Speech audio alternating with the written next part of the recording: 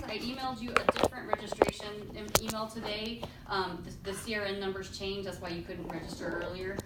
So be sure you check the new email with the new attachments and use the new CRNs that I provided in there, okay? Those are the ones showing up in course schedule, so if those don't work, let me know still. The online ones, I think you guys might have to wait a couple days because they're actually still reinstating. It's been a big mess. I don't want to get into the politics of it, but basically they've had to re-enter them, and so I don't think that the online ones are quite on there yet. So you guys might need to wait a couple days to register, but everybody else, you should be able to go ahead and access those. I had mentioned earlier to the guys in class that I apologize that I will be checking my phone, but my house is actually kind of surrounded by fire right now, and I'm waiting to hear if we're going to be evacuated. So I have a neighbor that if she texts me, I'm going to have to get out of here because I got to get my stuff. But anyway, hopefully that's not going to happen. So, so today basically it's just going to be a review of pretty much everything that we have covered this quarter, just to kind of start prepping you and getting you thinking in final mode. Your final will be next week. It is online as your quizzes are. It's 70 questions. You will have the full 2 hours to do that, starting at I think I opened it at 2:45, and so you'll have the full measure of time to complete that. Obviously, you've done some bonus homework, so all that bonus points from the math will count towards that final. And I think that we'll do, if we have time today, we'll do some additional sort of review in class that maybe could get some extra points as well. So we're going to start back at the very beginning with our basics review. So just recall that our requirements for MRI, we have to have 3 things. We have to have that magnetic field, so that's our big, strong magnet. We have to have our magnetic nuclei, which is what's in our bodies, and that's our hydrogen 1, or protium. And then we have to have our RF waves, and so it's the intersection of these 3 things that we have to have in order for us to have a magnetic resonance imaging system.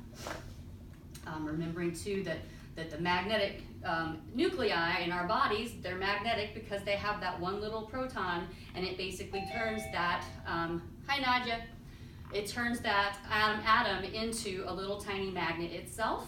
And then we put our patient inside our big strong magnet, and then all of the little magnets line up with the big magnet, and so that's how that works.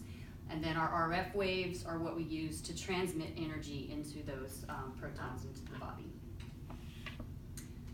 Just a quick review of Faraday's law of induction. And so remember here we have the 3 individual forces, and the law states if 2 of them are present, the third one is automatically present. And so any 2 of these, so we have our motion, which in the case of our atoms is spin, we have our magnetism, we have our charge, which in the case of our hydrogen, the charge is that positively charged proton, the nuclear spin, and then it creates a magnetic field. And so that's why our little hydrogen atoms are actually magnetic. They have to have that odd number, so if you get a question on an exam that says, why can't we use carbon 12 for MRI imaging? It's because it's 12, it's an even number. And so anytime that we're looking at our magnetic nuclei, they have to have that odd number of particles in the nucleus. And so for our hydrogen, it's just the 1 proton. That creates what we call the angular momentum. And then again, they align their axis with that external magnetic field. And then the reason that we use our hydrogen, just to review that, it is abundant in our body. We know that our bodies are made mostly of water, right? And the water is H2O, so 2 hydrogens for every oxygen. That's why there's so much hydrogen available in our bodies in addition to other compounds. It's also very affected by that magnetic field, so we call that a large magnetic moment. And that isotope, the 1 proton, is called protium.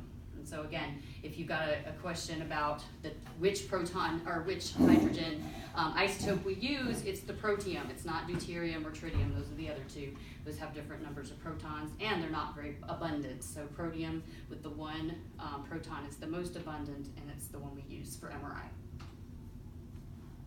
So here we have on the left our protons in this room right here. We don't have a magnet going, so all of our protons are just randomly spinning around, no kind of alignment at all. But as soon as we put that patient or a person into that large magnetic field, now the protons are going to line up with that magnetic field. And you can see here in the picture, some of them do line up against, which we call anti-parallel, but more of them are going to align parallel, which is with the magnet, all right? And that we call the net magnetization vector. And here at the bottom you can see that's our NMV, net magnetization vector, pointing toward our V sub 0. We also call that longitudinal, and if you think about it, it's along the bore. It's the long bore, so it's longitudinal, okay? It's going with the direction of the magnet. So that's our nuclei, and then here we have our RF pulses that we use, and this is what we use to create resonance. Remember we talked about resonance is when you're basically transferring energy from using those waves into our protons, and that's what allows us to excite them, okay, giving them that energy. But there are two things that have to be required of this. The energy has to be that RF wave, and it has to be at the resonant frequency of those protons.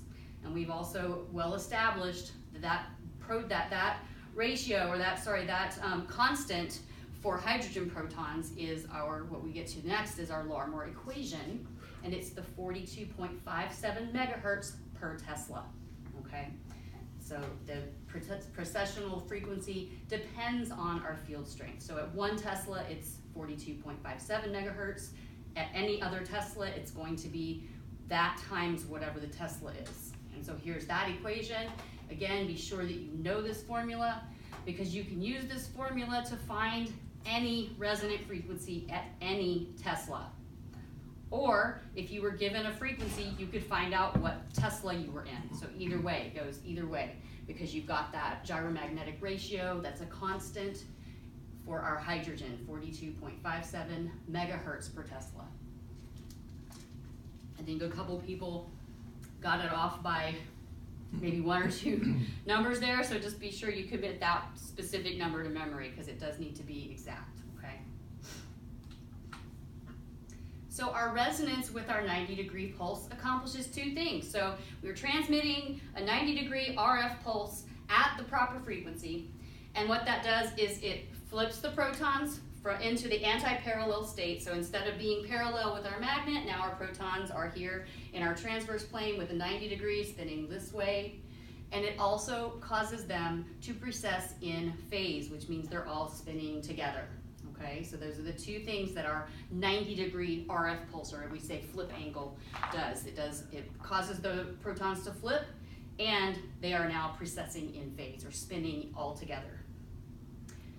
And so now again, now that we're not in our transverse plane, or sorry, not in our horizontal plane, we're now in our transverse plane, okay? So that's our XY plane. So again, imagine you're looking down the bore. It's like a fan blade that's spinning, okay? This way. Not this way, but this way. I can't spin my hand all the way around, but there it is. So that's our transverse magnetization. Another important point is that only transverse magnetization can induce the signal in the coil, because it's oscillating and it's actually passing by that coil. So if my ceiling is the coil, and now my protons are spinning in my transverse plane, every time my protons are passing by that coil, the coil is picking up that little bit of signal. If the protons are here, they're not passing by that signal. They don't have enough transverse component. They're just sitting here like this. Yeah, there's a little bit of a wobble, but it's not nearly enough in this direction. That's what we want, is transverse magnetization for our signals. Questions so far? I know I'm going a little fast, but I mean, this is nothing new. This is all review. So you've got all this information elsewhere as well. So we just kind of wanted to hit a few of the highlights today.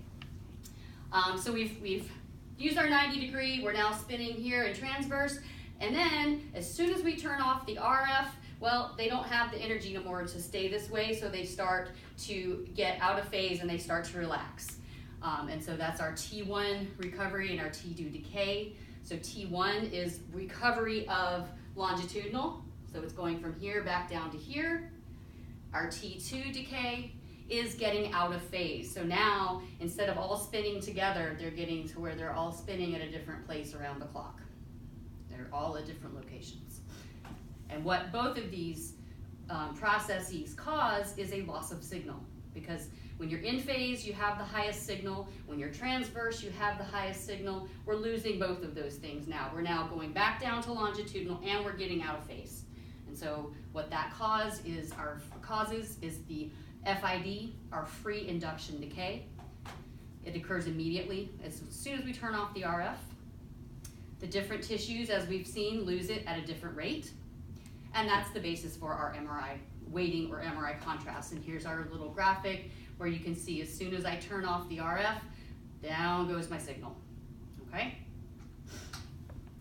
So T1 recovery, as I just said, T1 is the going from here back down to here. And we call that spin lattice relaxation. It's basically giving up the energy just to the surrounding lattice, that's called. And the T1 time is the time required to recover 63% of longitudinal magnetization. So on the graph here, you can see that I've placed this line that's at 63%. So any of these tissues, once this tissue reaches that degree of recovery, that's considered the T1 time for that particular tissue. So we can see here fat has a very short recovery time. We've established that. And we've established that water, CSF here, has a very long recovery time. And so what we get is we now get a difference in how much T1 recovery has occurred between fat, very fast, and water, very slow. And that's the basis for our T1 weighting, which is here. So our short T1 tissue, which is our fat, is going to appear bright because remember, we get to here, but then it's the next excitation, we flip it 90 degrees. So now fat's the one giving us signal and water is not giving us signal. So we have dark fluid on our T1 weighted sequences and our bright fat. And you can see that here in the image. Obviously the fatty sort of marrow in your bones is brighter. You've got your disc spaces are typically have more water content. Obviously your spinal canal here. And then on the brain, you've got your ventricles that are filled with CSF, which is fluid, which is water. And so those, again, will appear dark. And then our T1 weighting is controlled by our TR. And that's because depending on how much time we allow to elapse between excitation of slice 1 and we come back to slice 1, that's how much of this we're going to allow to happen. All right? We don't want to allow too much time because if we have a too long of a TR, we get this situation. Fat and water are going to be pretty much in the same amount of T1 recovery, so when we flip, they're both going to have the same amount of signal. We don't want that. We want to have a short enough TR that we have this. So when we flip, we got fat and water, big difference. We want that weighting, that contrast. Questions on that, T1? Okay, so then T2 decay, and this is our spin, and again, it's a T2, two spin, spin, that's how I remember that.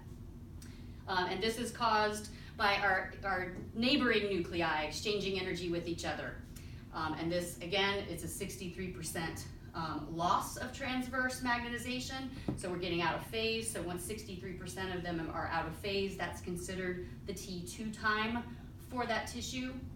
And again, here's our fat, which decays very quickly, and our water, which takes a much, much longer time to decay. And so then, when we have our T2 weighting, we have the long T2 tissue, which is our water, and that's going to appear bright on our images. And then we have our short T2 tissue, which is fat, and it's going to appear dark on our images. And again, you can very clearly see that difference in these two images, where you've got your bright spinal canal fluid, and then you've got your darker areas of fat here in your bones. And then around the edges here, it's a little bit darker with your skull.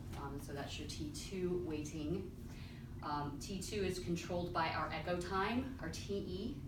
And the reason for that is how long I wait to collect my echo is going to determine how out of phase I get. And so for a T2, I need to wait a long enough time to collect that echo so that fat is very out of phase, but water is still very much in phase. So fat gives us very little signal out of phase. Water in phase gives us a bright signal. And so that's your T2 weighting. And then don't forget that we also had that dual echo type of a sequence where you have a long TR, so you may as well do two echoes, a short TE and a long TE. And the first one would be a proton density, and then your second one would be that T2 with a long TR and a long TE. Okay, so just be sure to review that a little bit. So T1 versus T2, they do occur simultaneously, but they occur obviously for very different reasons, and they occur at very different rates. So T2 typically is going to occur much, much faster than T1. And we can see that in the times that we look at when we're talking about, for example, a T1 sequence. A short TR is like 600, and a short TE is like 15 milliseconds. And so even though they are happening at the same time, the T2 process is much, much faster than the recovery T1 process, okay? And that's how we're able to take advantage of those differences. And then we have to touch on our T2 versus our T2 star. And so our pure T2, spin, spin, relaxation, is what we really want to image. We don't want to be influenced by some of these other reasons for T2 relaxation, and that's our inhomogeneities and susceptibility differences. And all of those processes combined are what cause our blue FID, very, very rapid decay. But what the rephasing 180 pulse does is it gets rid of the inhomogeneity and susceptibility decay differences, and so what we're left with is the T2 decay differences, and that's what we want to image. And generally that's, there are other sequences that can't do that, but for a typical spin echo, we can get just that T2 difference, and that part doesn't come back, all right, and that's the basis for our contrast. All right, questions on T1 and T2? All right. TR is our repetition time. Again, we selectively select slices individually, okay? And so our TR, our repetition time, is the time between the excitation of one slice and the next excitation of the same slice, all right? And in that time, we do all of the slices.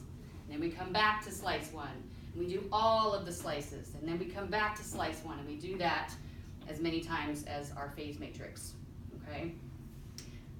And again, TR is controlling that T1 weighting. So here's our picture. Here's our first slice, and then we do slice 2, 3, 4. Then we come back to slice 1, and this is our second TR. And so within one TR, we do all of our slices. If it's 4, if it's 25, if it's 50, they all have to fit in that TR period. Each slice is going to be excited multiple times, and they all have to be able to fit in that TR. Questions on TR, or timing of that? All right, so then we have our TE, and TE is our echo time, and that's the time from when we excite the slice to when we collect the echo. And so for every TR, you're gonna have a TE for every slice. So in one TR, let's say you have 15 slices, you're gonna have 15 TEs, one for each slice, okay? So there are always gonna be multiple TEs within a larger TR, okay? And again, TE controls T2 weighting, and there's a TR, each TR contains a TE for every slice. And here's that picture again.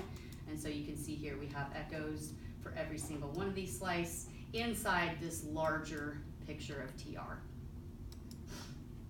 All right, questions on any of those basics? Hopefully it's all starting to really gel now since we've kind of been talking about it all quarter. So next we'll move on to our equipment review. Just a quick review of our different types of magnets. Again, just sort of know some basics. I wouldn't memorize the whole list, but I tried to just sort of boil it down here to the first two. Our permanent magnet, obviously it's a permanent magnet, it's always a magnet, but it's low field strengths. And then our resistive electromagnet, so those can be switched off immediately. Basically you just shut off the electricity and then the electricity stops flowing through the coils, which means your magnet goes away. So there's nothing with cryogens or anything with a resistive electromagnet. But again, these also have low field strengths, which means low signal to noise. But the real powerhouse, the one we use in all of our imaging now, is our superconducting magnets. And then so do know a little bit more about the properties of these magnets. I would say focus on those. They are very expensive. They have those cryogens so that they super cool those titanium and niobium wires. And then once the current is flowing, you can unplug the plug and the current stays flowing, and that's what maintains that magnet as long as you keep it super cooled using the cryogens, so our helium and nitrogen. These do have large high field strengths, which means large fringe field, which means a large missile effect, and that's the most dangerous threat to a patient, is that missile effect. More than anything else is the danger of something flying into that magnetic field environment and killing a patient, because things that are especially things like bigger equipment and things, it's an exponential effect that you're going to be fine 1 second and you take one more step and it's going to fly out of your hand like a bullet. So that's just the big danger there. They also do have the good homogeneity, and because they have that higher field strength, you have really, really good SNR. Next piece of equipment is our shim coils.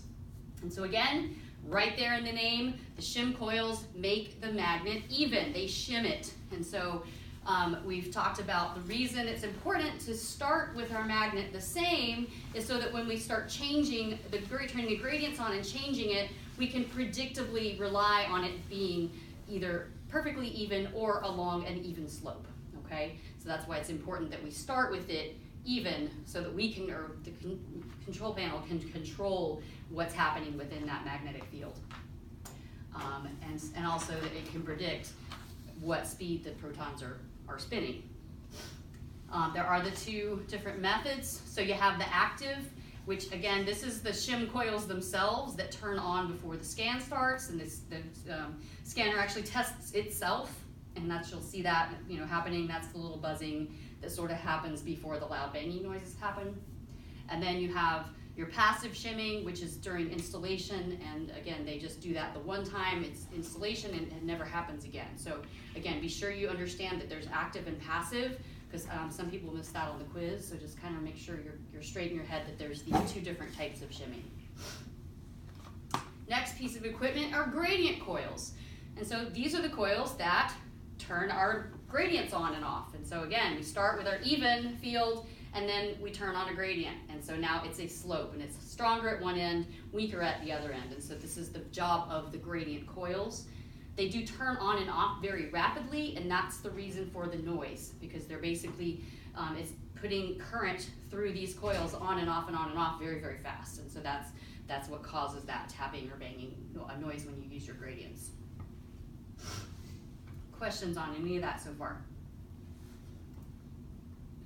Okay. RF coils, next piece of equipment. We have to use these to both transmit the RF into the patient and to read the RF that's coming out of the patient, which is our signal. And so there's actually three types. You have coils that just transmit, so the transmitter coils. You have some coils that just receive, and then some actually do both. They transmit and they receive. So for example, you actually have what we call the body coil, which is just inside the housing, one main big coil. That's a transmit coil. That's all that does is transmit into the body. So some of your larger, like an abdomen or thoracic spine, those larger parts, likely your transmission's coming from that larger body coil. And then the receive coil is going to be, for example, the spine coil that's inside of the table itself, and that's just going to be a receive coil. Some coils, like your head coil and your knee coil, are likely going to be both transceiver or transmit and receive coils. So it just depends on the type of equipment, the manufacturers, they all have their different specs, but just understand that there are these three different types. Next piece of equipment is our RF shielding. RF shielding, again, right there in the name, it has nothing to do with the magnet, it has to do with RF, because that's what it's called, okay? It serves two purposes. We're transmitting RF in our room, we don't want that to get out, so we want to keep our RF inside, and we want to keep the policemen and the firemen's, walkie-talkies RF out of our room, because they cause artifacts, or they can cause other issues with scanning. So we keep our RF in, we keep their RF out. And the way that this is accomplished is through that copper lining. So if you've noticed, around the edges of your door is where you'll see it the most obviously. They'll either be just a copper line, or some of them have little copper teeth around the doors. So that copper lining is called a Faraday cage or Faraday shielding, and that is our RF shielding. Next is our magnetic shielding. Again, right there in the name, this has to do with the magnet.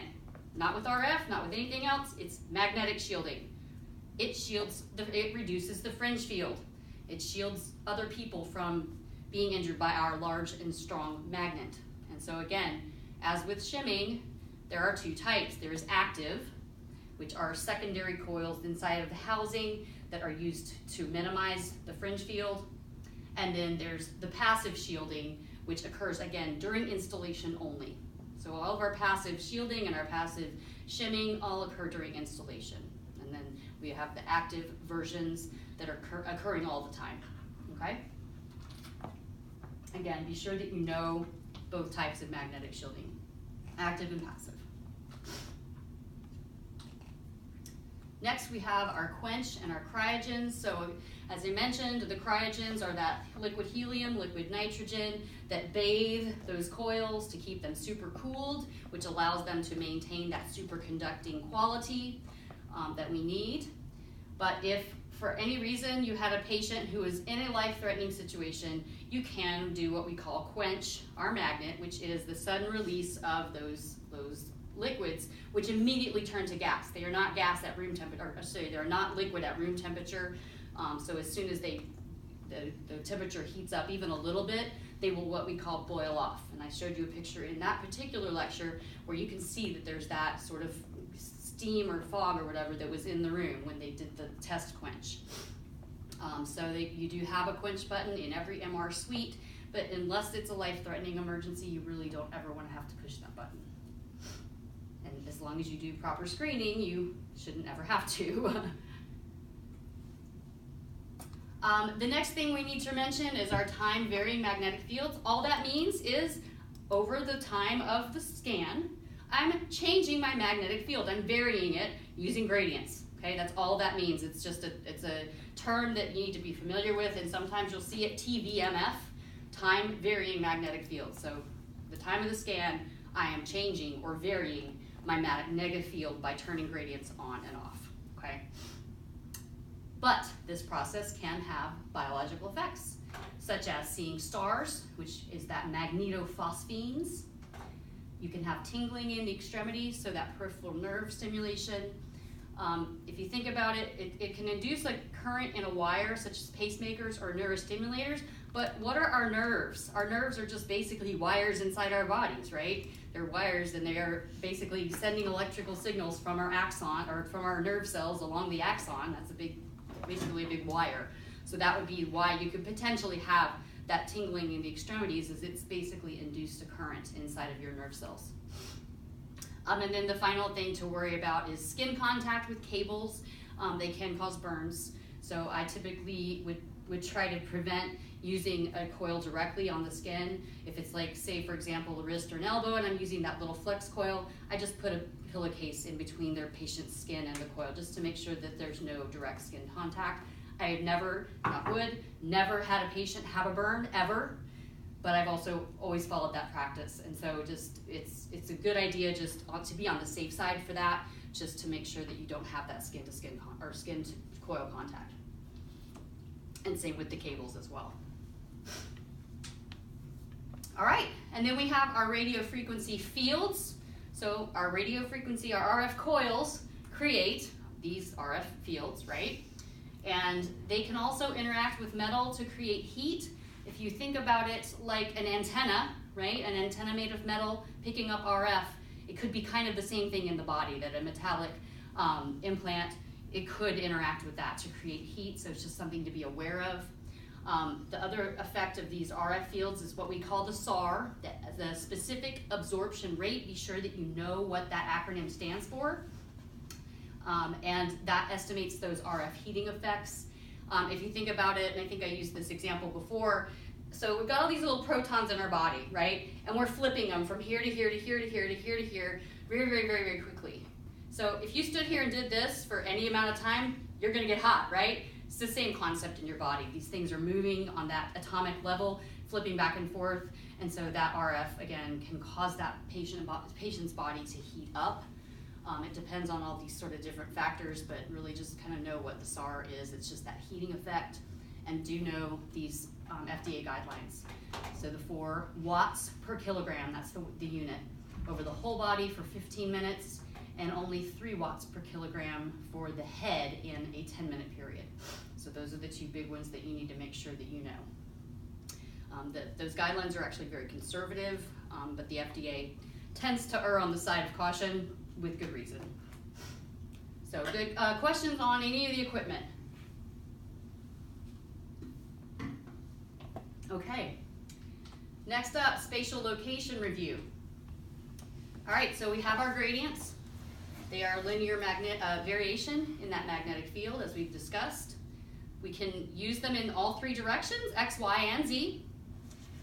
The unit is millitesla per meter, and I think a couple people on the math homework didn't convert that back down to millitesla, so be sure that when you do your math, you won't say like 0.005 Tesla per meter. That's just not the unit. So be sure you would convert that over and say 5 millitesla per meter, or whatever the number is. So just be sure you're aware of that. All of our gradients do have a maximum or a peak. So depending on, again, the equipment, some better equipment is going to have a higher gradient that it's able to achieve. Some was going to be lower. So it just is going to, again, depend on the type of equipment that you have, the quality of it, that kind of thing. But they all are going to have a maximum that they're able to reach. Our rise time is just how long did it take to get to the maximum? Just how long? But our slew rate is really the better indicator of quality, because it talks about how long did it take and how high did it get, right? And so a lesser quality magnet might get there faster, but it didn't get to as high of a peak. And so these are, be sure that you know this equation. Again, there was some practice math on the Canvas shell that you can use to sort of practice this equation. Be sure that when you do this, remember that rise time's on the bottom. So the first thing you have to do is multiply to move that over to the top of the other side and cancel it out on the bottom. So be sure you review how to do that math. And I do have the video on there as well of the math number 1. And I do these problems there. So you can also see me doing that actually in real time, how to actually move those things across and get them off the bottom of your equation, okay? So the first thing that we do is slice selection. So number 1, slice selection is we turn on the slice select gradient and we selectively pick one slice, or we selectively excite one slice. The computer knows where that slice is located, and it knows what resonant frequency I need to use to excite just that slice. And so in this example on the slide, it's just a 1 Tesla magnet. I've just transmitted our usual 42.57 megahertz, so that's our center slice. But if I want to excite a slice up here towards the higher end, it's going to be a higher radio frequency. If I'm down here at the feet, it's going to be a lower radio frequency that gets transmitted to excite that slice, all right? Recall that our slice thickness is determined by how steep our slope is and how broad a range of frequencies I'm transmitting, or our transmit bandwidth. And here you see the 2 different examples where my bandwidth is the same in both of these, but when I have a steep slope, steep gradient, I get a narrow slice. If I have a shallow gradient, I get that thick slice, and it's based on where they intersect here. So be sure to review that. So here, step 1, slice select gradient. So here's our little pulse diagram.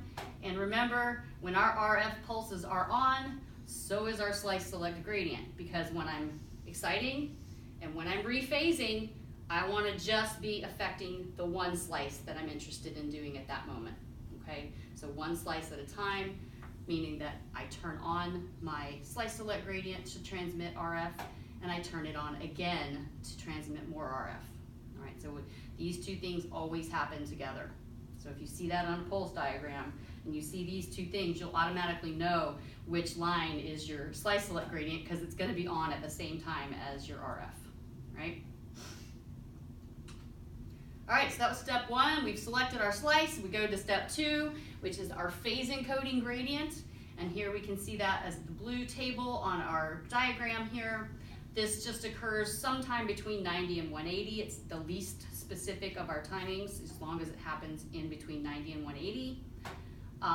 The phase encoding is written or drawn this way because remember, it's each time we repeat the TR, it's a different steepness of our gradient, right? And so we start really steep and we're filling up that top drawer, and then we come back to a slice one, now we're filling the second drawer. So our gradient's a little bit less steep, and each subsequent repetition, it gets a little bit less steep, then it goes through the middle, then it starts going in the negative direction. So we're filling up all of our bottom drawers now, our bottom case space, all right? And so it's gonna do this until it's filled up all of our drawers, which is the number of lines in our phase matrix for phase encoding, right? Phase, phase.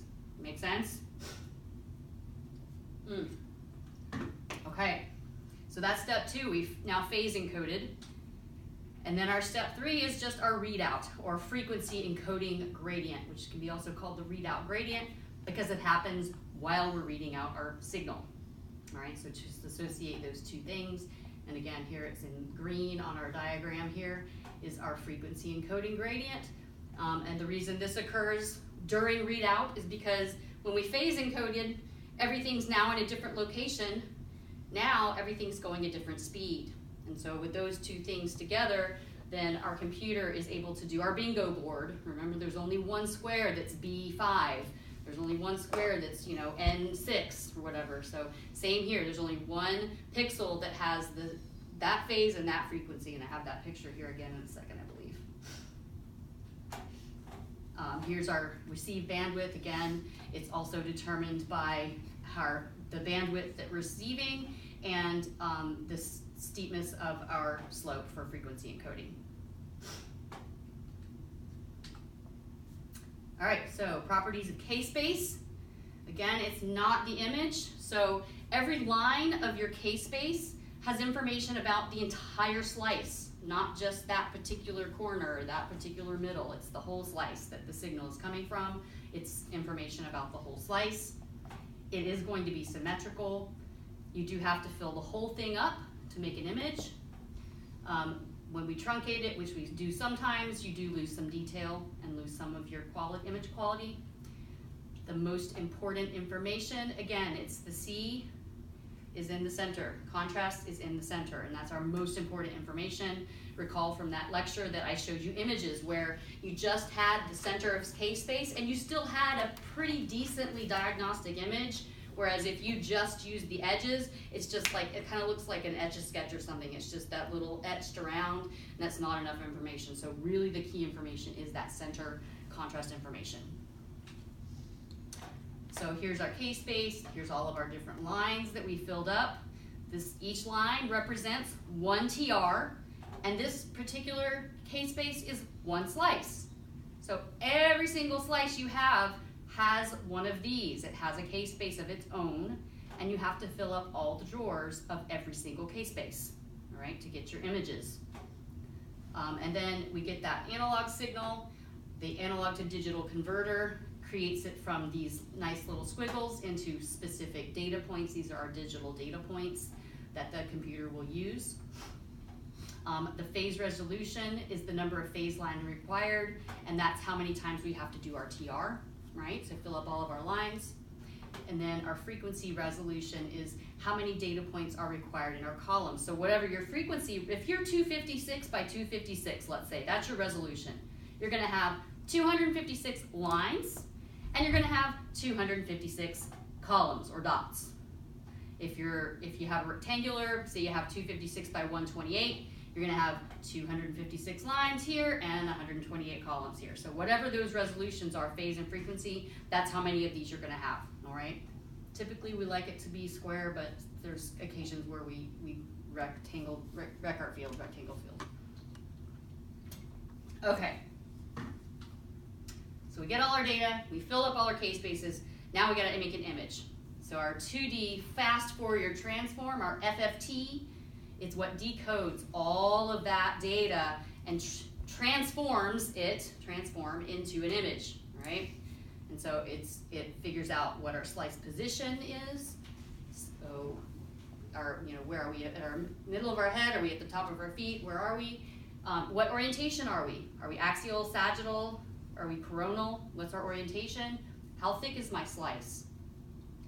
It decodes that phase and frequency information, and it also can determine what tissue composition is based on how quote unquote loud, or what the amplitude of that signal is, and that's going to determine your tissue location. So I can now figure out where my voxel is and what it's made of.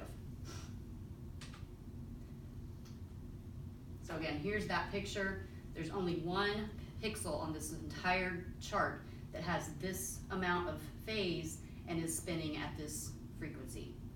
So that's this pixel. And so when it decodes it and it says, oh, well, it's got this phase and it has this speed, it must belong here. Okay? Again, this is sort of another representation. This is kind of what the wave coming out of your body would look like, just a crazy complicated waveform. And so the FFT says, okay, well, part of it was this, and part of it was this, and part of it was this, and it decodes that complicated thing down into something that's more simple. I actually have an example that's I didn't show you in class originally, but to some of you this might make sense, and if it doesn't, you can forget it. But the FFT is kind of like a chord. So listen to this chord. I'll play it again.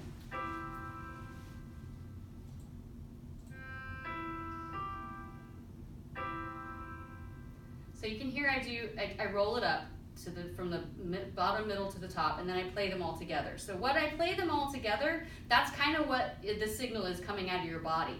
So that's here on the left is your oscilloscope. Let me turn my laser back on.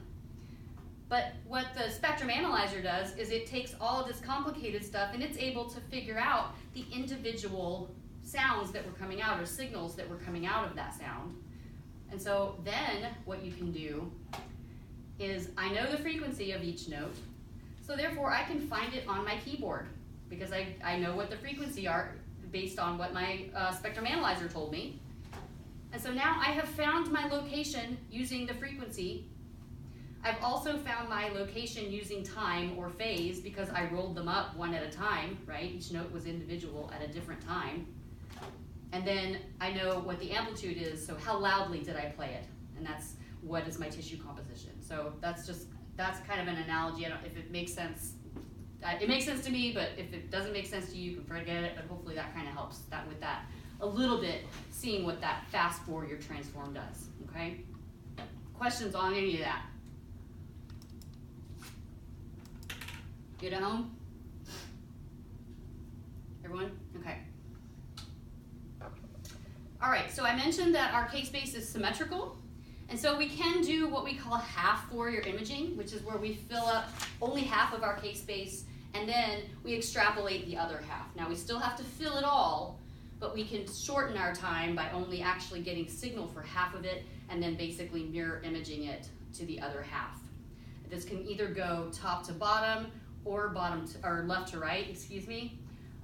Big disadvantage is lower signal to noise because, as I think I said in the original lecture, if you're only collecting half of actual signals, signal always comes from the same place, but noise is random. And so now I've only got half of the actual signal, whereas if I have actual signals for the whole thing, then I can better determine that that's an actual, I guess, piece of anatomy versus just some random noise, all right? I say I, the computer. So here's our top to bottom. The reason that it's symmetrical top to bottom is because basically you start at your steep slopes, you go down and you hit your middle, and then you're doing exactly the same slopes in the opposite direction, so you have an equal and opposite slopes on top and bottom. And then left to right, it's equal because it's basically the exact same time to rephase and to dephase. And so if I just collected sort of the first half of this, I could sort of mirror image that to the left and just say that I'm going to assume that it dephased in the same way that it rephased. All right, so you would never ever do both of these. You would only do one or the other. Because if you did both, you're only collecting like a quarter of your data. That's not nearly enough. Any questions on spatial location? All right, so we're on to pulse sequences. Our conventional spin echo, you should be really used to seeing these pulse diagrams by now. Our conventional 90-180 echo, that's your basic spin echo. And remembering that the time between your 90 and your 180 is exactly half, or tau, of your whole TE. And so you should be able to do that calculation pretty easily. You just either divide it in half, or if it's given the 180, you would double it. So that's a pretty simple one. So our spin echo weighting, we can get any of the three major types of weighting, our T1, T2, proton density. Be sure that you review your parameters for those, your limits. You know, I know that the book and this and some things are slightly different on those, but they're never going to be super crazy. Like, you would never say that for a T1 TR, it would never be like 1500. Like, that would never. It might be 800 rather than 700, but it's not going to be so far off of those ranges that you wouldn't be able to recognize. I'm certainly not going to trick you with that. I'm not going to put something that you couldn't figure out which one it was. It's going to be within these ranges or close enough that you'll know, okay? So don't think I'm going to try to trick you with that, and I don't really think the boards would either. So here, again, the left, we've got our T1 with that nice dark fluid, the bright fat around the edges here. And then we hit our T2, so we've got that bright fluid, dark fat around our edges. And then our proton density, which again, it's a little bit more grayed out. These aren't necessarily the best images, but they were the ones that I had. But you can see it's a little bit more grayed out, and it basically depends on the density of the protons in that particular tissue. And so you don't necessarily need to know blood, water, fluid, any of that. Just know that it's the proton density that determines that. And again, the photos that I provide are going to be extremely obvious what they are, okay? And I think boards would be the same thing. Be sure that you review this formula so that you can calculate your scan time for a spin echo sequence. Again, these are just the 2Ds. And also know that I will try to trick you on that, not trick you, but I will add what we call distractors on the test, where I'm going to give you the number of slices and maybe the FOV and maybe some other factors that you don't actually need to know. And so if you don't know what you need for the formula, you might accidentally say, oh, I need to include slices. No, you don't, because remember, we do all the slices in the TR. So the TR already covers that, right? So be sure you review that formula. Again, you can do that practice math on the Canvas shell. And then also be sure you review that dual echo spin echo timing, because you've got the first echo and you need to be able to calculate that 180 pulse and then calculate also your second 180 pulse for that second echo. It's still half of the time between this basically excitation and the echo, but it's just you're not starting at 0 for that second sequence, okay?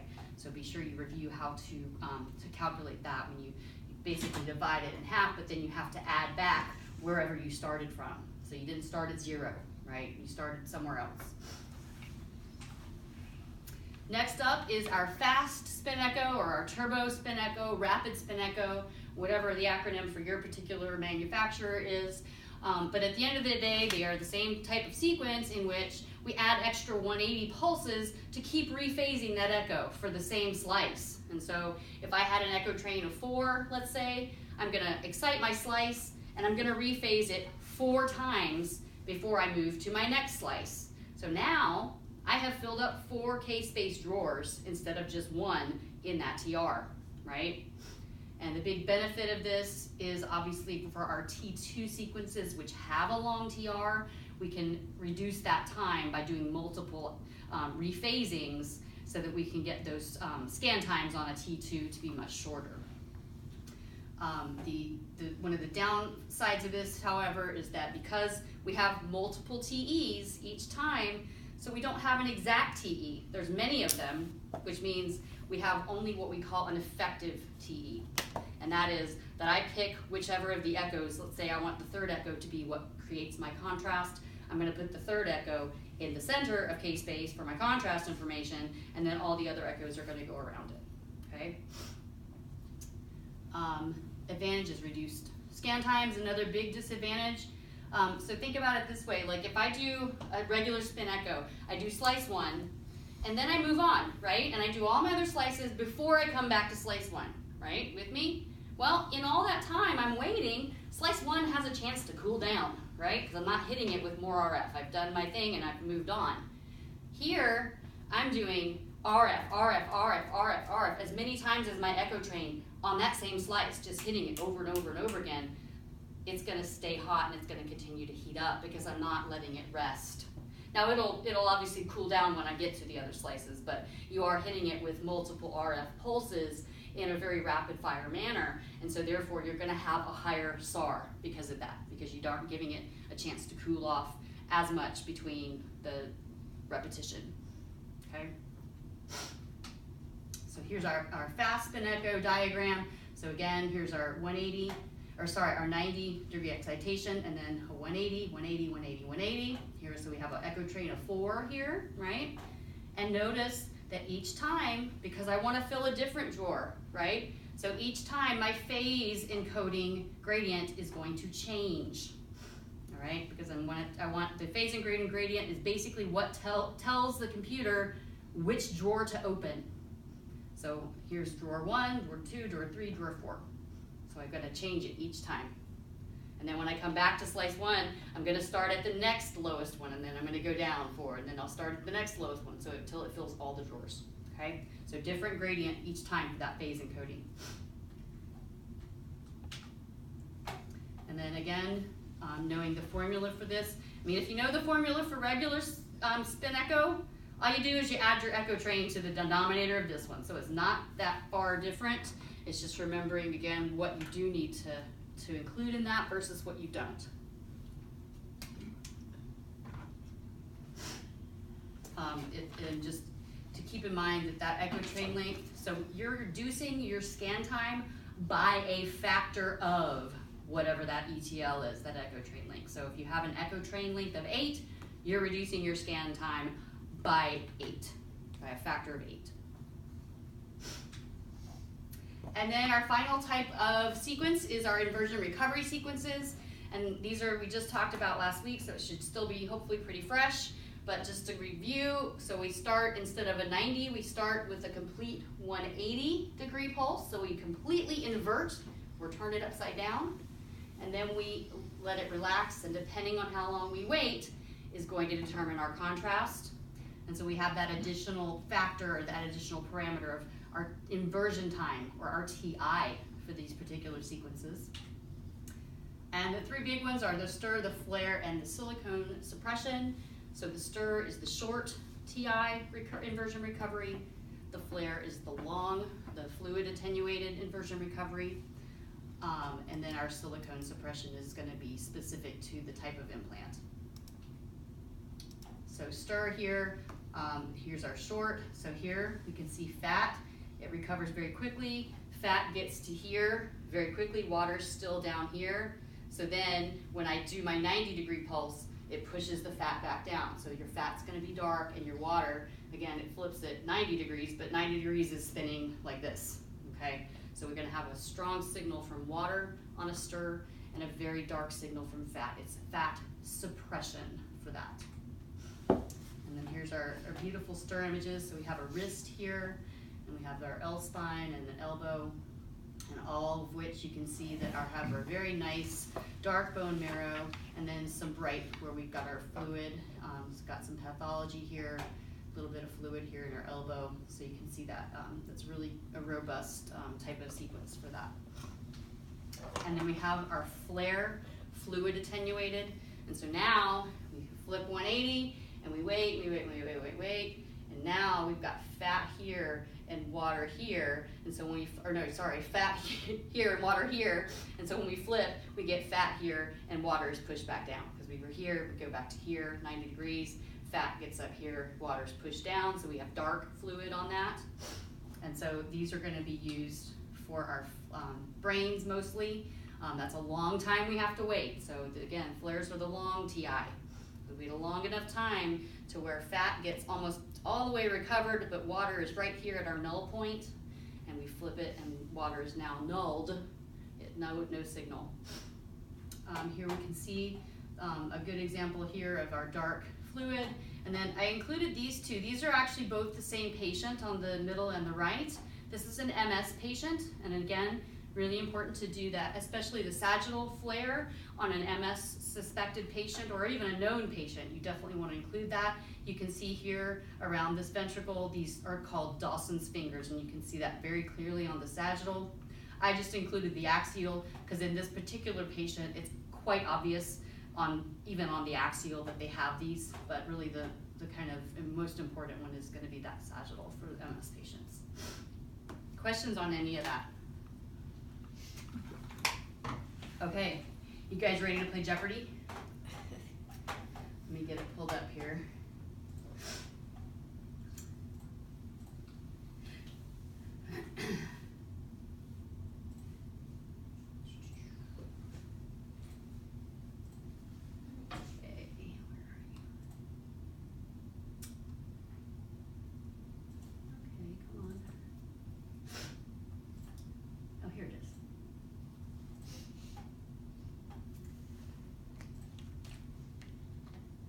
Alright, so here is our Jeopardy board.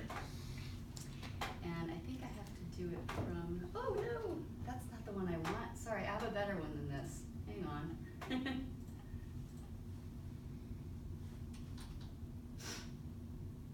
just put it on there too.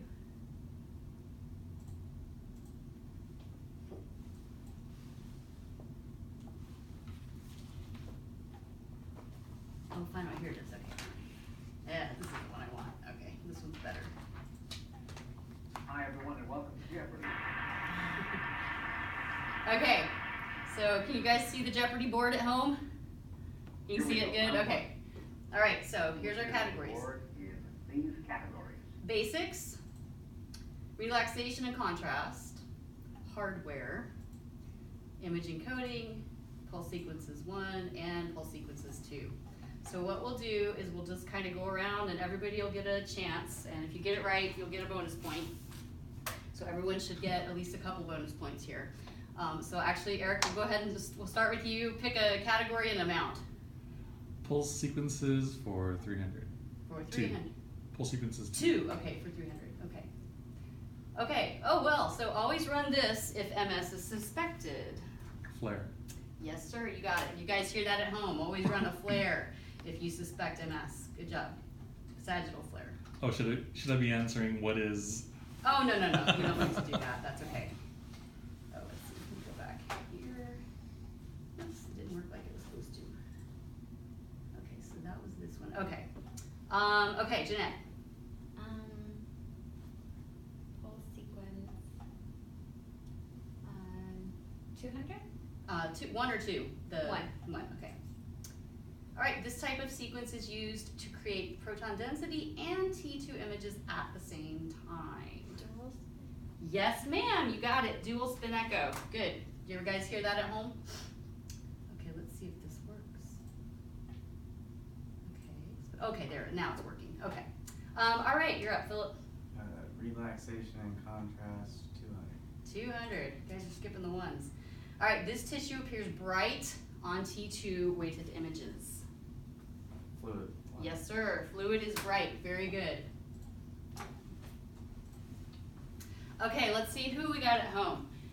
Let's start with Steven. Can you turn your microphone on and go ahead and pick one for me? Okay, how about hardware for 400? Okay, hardware for 4. Magnetic shielding is used to limit this. Radio frequencies? No, not radio frequencies. Who can help them out? Go for it, Eric. Fringe field? Yes, sir, fringe field. That's hard to say. So yeah, so again, remember it's right there in the name, magnetic shielding, fringe field. So associate magnet with the magnet. All right. Next up, let's go with Christopher.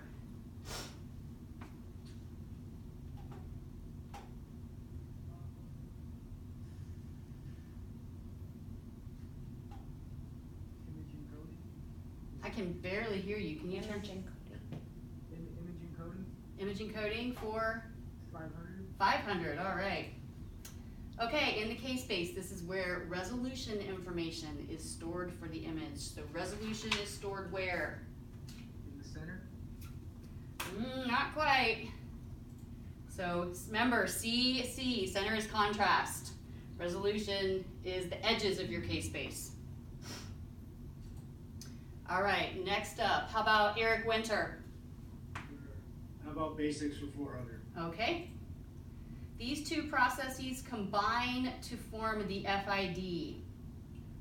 T1 decay, T2, T1 and T2 decay. Not quite. So we're talking about T2 and T2 star for that. Yeah, yeah. Okay, let's see, Miriam.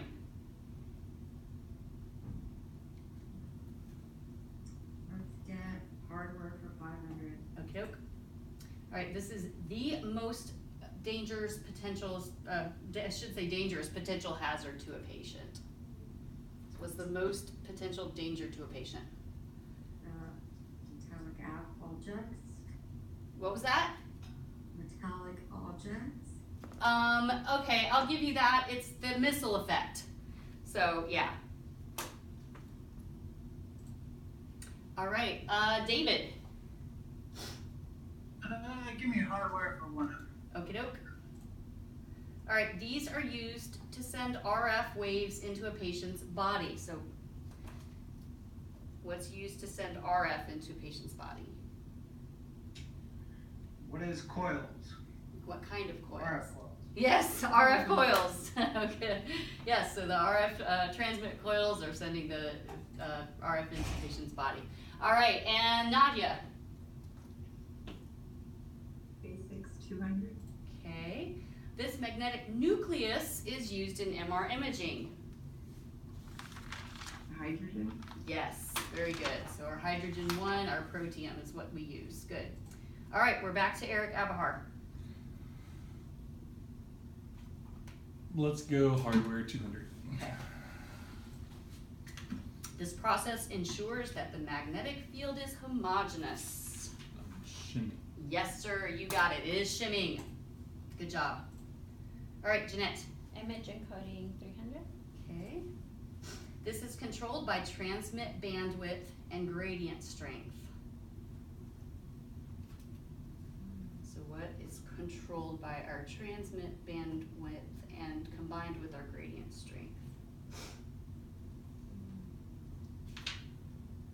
So we're transmitting bandwidth. We have a gradient on.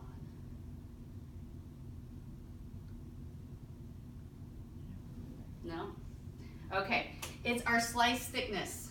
So remember, we turn on a gradient, we transmit RF, that's gonna determine how, depending on how steep it is, depending on what range of frequencies we transmit, that's our slice thickness.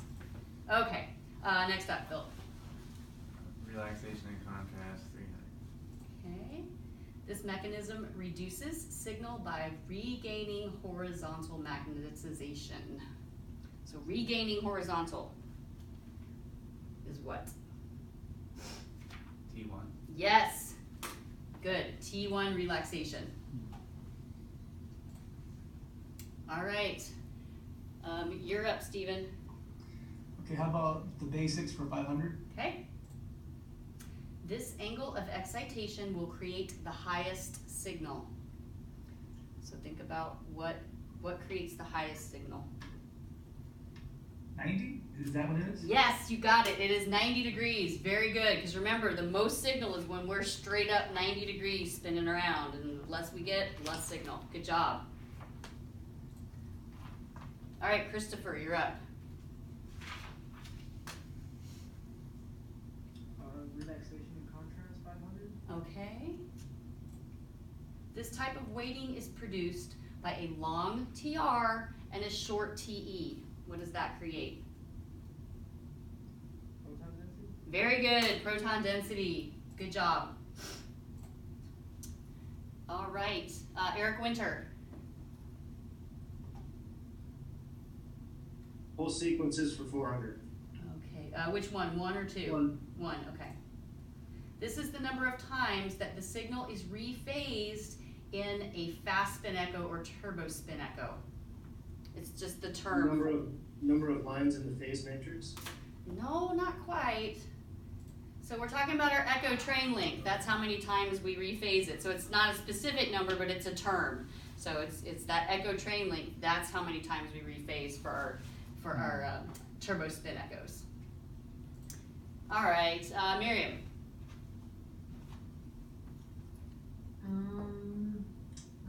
do basics for 300. Okay. These waves are used to excite protons in MRI. RF waves? Yes, RF waves, very good. Okay, David, Let's finish off basics. for 100, got it. This value, including the units, is the Larmor frequency. 42.57 megahertz. Good. 42.5, and technically the conversion factor is the Tesla, but the unit actually is megahertz, yes. Good job. Where are you here? Great. And Nadia. Hardware 300. Okay. This equipment varies the magnetic field linearly. So what's the equipment that varies our magnetic field? Is it the coils? Which ones? The shim coils? No, not the shim coils. So a linear magnetic field variation is what? It's a gradient, right? So it's going to be the gradient coils that create that linear variation. Let's see, how many would? 1, 2, 3, 4, 5, 6, 7, 8, 9, 10. We have enough for everybody to get one more, so go for it, Eric. Let's go with the image encoding 100. Okay, image encoding 100. This gradient is turned on during the transmission of the RF energy. So we transmit RF, what gradient is on? What's the first one? The space. This gradient. Think about your Slice pulse. selection. Yes, That's the- you got it. So slice select gradient is turned on when we're transmitting our RF. Good, you came up with it. All right, Jeanette. Pulse sequences 2 for 200. Okay. This is the time from inversion to the 90-degree RF pulse. Inversion time? Yes, very good. Your TI, your inversion time. Good. All right, Phil. Full sequence is 1 for 100. Okay, this sequence uses a 90-180 echo pattern. Spin echo. Very good. That was too easy. Okay, so yes, that would be our spin echo sequence. All right, you're up, Stephen. Okay, relaxation and contrast for 400. Okay. This tissue has short T1 and short T2 times. So what's our short T1 and short T2 tissue? Fat. Yes, good job, fat. All right, Christopher. Pulse sequence 500, pulse sequence 1. Okay. In a typical spin echo, this is the time when the 180 pulse is applied. When do we apply that 180 pulse? And exactly half Of? the T. Yes, good job. Half of the TE, excellent. All right, Eric Winter. Pulse sequences 1 for 300. Okay. This sequence reduces scan times with an echo train. Fast spin echo. Yes, exactly. That was kind of like the one you had earlier. So yes, fast spin echo, or we say turbo spin echo, or rapid spin echo. Any of those we would work. All right, Miriam. Pulse sequences 2 for 100. Okay. The initial pulse of this sequence is a 180-degree RF pulse. So what starts with the They 180? said that but I don't know, I can't see the word. Do you know what it starts with? And, it's not IR, it's, Close. Starts with an I. yeah.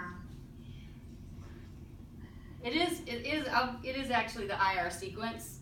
It's inversion recovery. Yeah. Yeah, so IR is, I guess, the abbreviation for that, so I'll give you that. So inversion recovery sequence. All right, David, you are up. Relaxation and contrast for 100. Okay.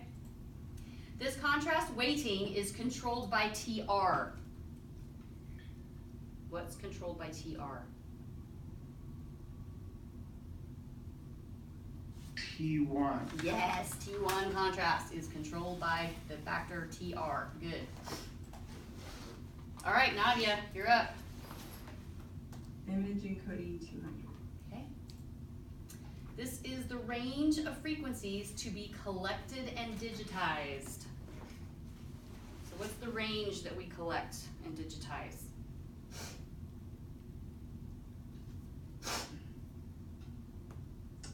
Not sure. No? All right. So a range of frequencies is a bandwidth, right? And if it's what we're collecting, it's the receive bandwidth. So that's the range we collect and digitize. Okay, so we'll just kind of look at these last three just so we can finish it out and go over everything. So image encoding, who can tell me this process translates the raw data into the image? This isn't for points, but if anyone wants to just yell it out. Fourier transformation process. Sorry? Fast Fourier. Yes. Yes, good. The fast Fourier transform. Good. Then we got our pulse sequences too. So this is the time in an IR sequence when a tissue has 0 horizontal magnetization. Now think about it. No. Yes, good job, Eric Abahar. It is the null point. So it's when it's here, and that's when we null our tissue. Good. All right, and our final one, if the TI is short, this type of sequence will be produced. Stir. Stir, got it. Good job, Philip. Okie doke. All right, so that's our Jeopardy board. So you all got at least a couple points on that one, so that's good. Any questions on anything? No? We're good? Okay. Yeah, sure. Everything that we had in, all our study material that we had, are we able to, after this class is done, somehow go back just so we can have that study material for the future? I would recommend that you download all the PDFs. I don't know how long they allow you to stay in that particular Canvas shell after the class ends, but you can certainly go in there. All the PDFs are there each week. Just go into each lecture, and there's a PDF file, and you can click on it, and it'll download. So that's what I would really recommend you do, because I just don't know what kind of access you'll have after the class ends. Yeah. Others? Yep. Other questions? All right, well, you guys at home, I will not see you again until next quarter, because next week you'll be taking your final online. So have a wonderful holiday. Be sure you do get registered, and if you have issues, please let me know sooner than later so that we can take care of them here. And then basically you've got your break, and the next class will be on Tuesday, January 2nd. Be sure again you look at that registration form, because the time is going to change for class next quarter, and that's due to the availability of the other instructor. So classes are going to be from 8 to noon next quarter instead of in the afternoon. So we'll get them done early in the morning, and then you'll be done for the day. So other than that, if you think of anything, I am going out of town the week before Christmas, but I'll be checking in with emails constantly. So if you do have anything, I will be able to handle it from North Carolina. All right. So when's the break officially start, the 2 weeks? So officially, your last day of clinic would be next Friday the 15th. And so from the 16th of December through January 1st is your official break. All right, and then you're back here January 2nd. Or back online. Other questions?